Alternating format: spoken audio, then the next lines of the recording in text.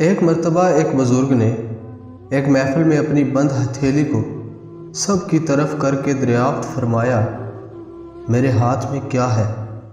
کچھ نے جواب دیا، شاید آپ کے ہاتھ میں ہیرے جواہرات ہیں۔ پھر ایک صاحب سے پوچھا، انہوں نے بھی کچھ سوچ کے بعد جواب دیا، شاید سونا ہے۔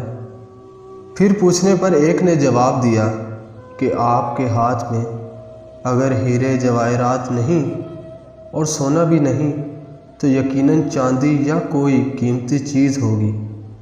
تو ان بزرگ نے اپنے ہاتھ کو کھولا، ان کے ہاتھ میں چند کنکریاں تھیں۔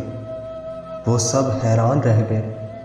ارشاد کیا، عورت کی مثال اس بند مٹھی کی طرح ہے، اگر وہ بند یعنی باپردہ ہے تو ہیرے جواہرات، سونا، چاندی اور اس کی بیش بہا قیمت ہے، لیکن اگر وہ مٹھی کی طرح کھل جائے یعنی بے پردہ ہو جائے تو وہ بے وقت پتھر اور کنکریوں کی مانند ہے، جس کی کوئی عزت اور قیمت نہیں۔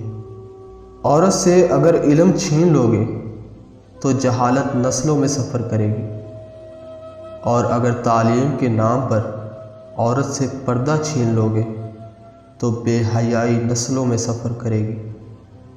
پردہ کرو، کیونکہ تم کسی والد کا غرور، کسی بھائی کی غیرت، کسی شوہر کی عزت اور کسی گھر کی زینت ہو۔ پردہ کرو کہ پردہ حیا کا زیور ہے، عورت کی شان ہے۔ پردہ کرو کیونکہ تم اسلام کی شہزادی ہو، اور شہزادی کو ہر کوئی نہیں دیکھ سکتا۔ اگر آپ کو ویڈیو اچھی لگی ہو تو ویڈیو کو لائک کریں، شیئر کریں اور چینل کو سبسکرائب ضرور کریں۔ ملتے ہیں نیکسٹ ویڈیو میں۔ خدا حافظ۔